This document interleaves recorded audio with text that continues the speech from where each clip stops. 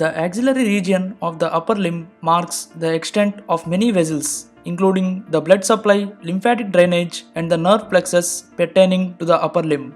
The axillary artery is one of the most functionally important contents of the axilla, as the main artery that supplies the upper limb and at the same time holds anatomical importance, relating to the fact that it determines the naming of several parts of the brachial plexus.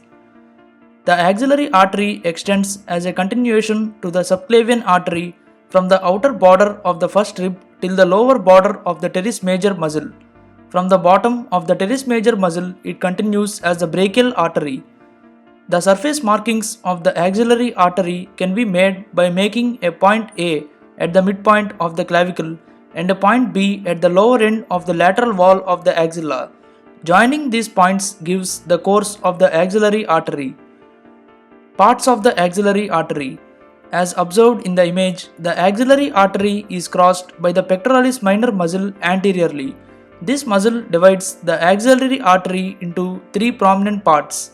The part of the axillary artery superior to the muscle is the first part, the part lying posteriorly the second part, and the part inferior to the muscle the third part. Relations of the axillary artery. The axillary artery is related to the walls of the axilla, while the first part of the axillary artery is enclosed along with the brachial plexus in the axillary sheath. Let us now make it easier to remember the relations of each part of the axillary artery by coining a mnemonic whenever needed. Before that, remember that every part is commonly related to the skin, superficial fascia and deep fascia on the anterior side, and the axillary vein on the medial side. Relations of the first part. The anterior relations are the clavicular part of the pectoralis major, the clavipectoral fascia, and the loop of communication between the lateral and medial pectoral nerves. It can be easily remembered by the statement, a woodpecker majorly has claws that are looped. The posterior relations are the medial cord of the brachial plexus, the long thoracic nerve, and the serratus anterior. This can be remembered with the sentence, Mr. Corda killed the long Thor seriously. The lateral relations are the lateral and the posterior cords of the brachial plexus, while there are no other medial relations than the axillary vein. Relations of the second part. The anterior relations of the second part are both the pectoralis major and the minor, since the second part lies directly below the pectoralis minor. The posterior, lateral and medial cords of the brachial plexus form the corresponding relations of the second part. Other than the brachial plexus, the posterior, lateral and medial relations are the subscapularis, coracobrachialis and the medial pectoral nerve respectively. Relations of the third part. The anterior relations of the third part are formed by the medial root of the median nerve and the pectoralis major. The posterior relations are the axillary nerve and subscapularis proximally, tendons of the latissimus dorsi and the teres major distally, and radial nerve throughout. The lateral relations are musculocutaneous nerve and the lateral root of median nerve proximally, trunk of the median nerve distally, and coracobrachialis throughout. The medial relations lastly are the medial cutaneous nerves of the arm and the forearm and the ulnar nerve.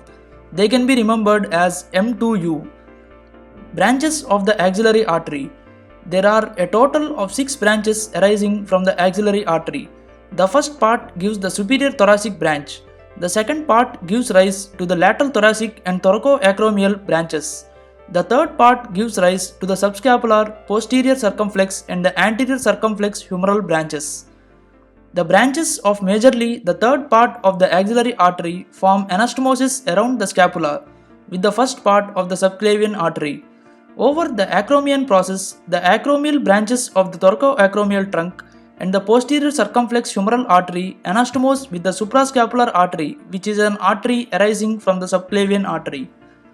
Around the body of the scapula, the suprascapular artery and the deep branch of the transverse cervical artery, both from the subclavian artery, anastomose with the circumflex scapular artery from the axillary artery.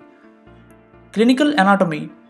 Collateral circulation through the scapular anastomoses ensures that any blockage between the first part of the subclavian artery and the third part of the axillary artery is escaped, and the upper limb continues to be supplied.